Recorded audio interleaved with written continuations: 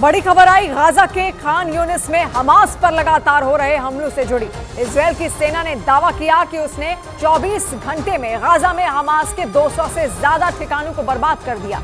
Israel ने बताया कि उसकी आर्मी और एयरफोर्स ने मिलकर एक दिन में यह ऑपरेशन किया और हमास की कमर तोड़ दी। इस ऑपरेशन के तहत इजरायल ने हमास का गढ़ कहे जाने वाले खान यूनिस में भी कई टारगेट तबाह किए और ऐसी ही एक इमारत की बर्बादी का वीडियो इजरायल की सेना ने जारी किया और दावा किया कि खान यूनिस में हमास के इस ठिकाने में रॉकेट और हथियार रखे थे। इस वजह से इजरायल की सेना ने हमास के उस ठिकाने पर अटैक किया और इजरायल के सैनिक दौड़ते हुए हमास के ठिकाने की ओर बढ़े। नजदीक पहुंचते ही ये सैनिक चौकन्ने हो गए और जैसे ही लगा कि गोली चलाने का सही समय आ गया है, इन सैनिकों ने धुआंधार गोलियां चला दी। ये ऑपरेशन इजरायल की सेना की 7वीं ब्रिगेड ने किया और वीडियो में इस ब्रिगेड के सैनिक खान यूनिस की सड़कों पर दौड़ते नजर आए। बीच बीच में गोलियों की आवाज भी आती रही। यही नहीं, इस बड़े ऑपरेशन को अंजाम देने के लिए इजरायल का एक टैंक भी हमास ठिकाने के नजदीक पहुंच गया, क्योंकि इजरायल को खबर मिली थी कि हमास के इस ठिकाने में आतंकियों ने रॉकेट लॉन्चर रखे हैं। मतलब इजरायल की सेना के पास चूक की कोई गुंजाइश नहीं थी और इसीलिए इजरायल के सैनिक टैंक लेकर पहुंचे। वो हमास के ठिकाने के अंदर नहीं घुसे, बल्कि खान यूनिस की एक ऐसी इमारत में गए जो हमास के ठिकाने के नजदीक थी। इजरायल के सैनिक दौड़ते हुए इस इमारत की ओर बढ़े और फिर खिड़की से हमास ठिकाने को टारगेट किया। खिड़की पर बंदूक ताने खड़े इस सैनिक ने कई राउंड फायरिंग की। वीडियो में दिखा कि खिड़की से हमास ठिकाना सामने ही दिख रहा था और इसीलिए वहां कई बार गोलियां चली। खिड़की से टारगेट पर गोलियां चलाने के बाद इजरायल के सैनिक सीढ़ियों से नीचे आए और एक टूटी फूटी इमारत के पास जाने लगे। रुक रुक कर वो गोलियां भी चलाते रहे।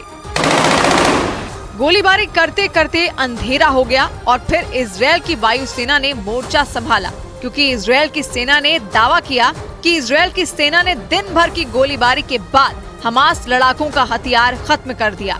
और फिर इजरायल की सेना ने एयर स्ट्राइक की और हमास के एक ऐसे गोदाम को तबाह कर दिया जहां गोला बारूद ही नहीं, रॉकेट लॉन्चर भी रखे थे।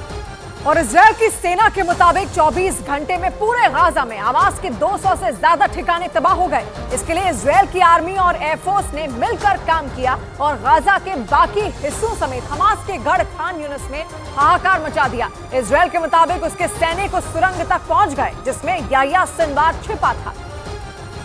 लेकिन इजरायल के सैनिकों के आने की खबर मिलते ही याह्या सिनवार इस सुरंग से निकलकर भाग गया। ये सुरंग ढूंढते हुए इजरायल के सैनिक एक इमारत तक पहुंचे। वहां उन्होंने एक खास हिस्से में जमीन पर लगी टाइल्स हटाई और टाइल्स हटाते ही सुरंग में घुसने का रास्ता मिल गया। ये वीडियो देखकर आंखें फटी की फटी रह गई, क्योंकि हमास की ये सुरंग किसी भूल भुलैया से कम नहीं थी। सीढ़ी के रास्ते इसमें घुसने के बाद लगा कि इससे निकलने का कोई रास्ता ही नहीं है, क्योंकि ये सुरंग काफी लंबी थी। हालांकि इसमें बिजली का कनेक्शन और दरवाजे भी थे, यानी भूल भुलैया जैसी दिखने वाली इस सुरंग को हमास ने सोच समझकर बनाया था। और इसके बारे में किसी और को पता लगना, इसमें घुसना और फिर बाहर निकलना मुश्किल था। लेकिन याह्या सिनवार को सुरंग में घुसने वाले और बाहर निकलने वाले दोनों रास्ते पता थे।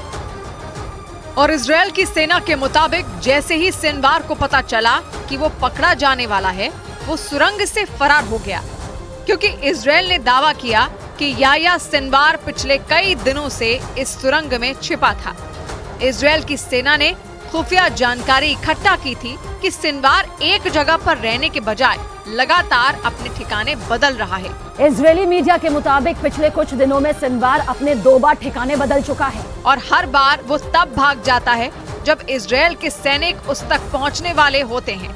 यानी 7 अक्टूबर को इजरायल पर हुए खतरनाक हमले का मास्टरमाइंड एक बार फिर इजरायल के हाथ से निकल गया और अब उसे पकड़ने के लिए एक बार फिर इजरायल को गाजा की सुरंगें खंगालनी होंगी।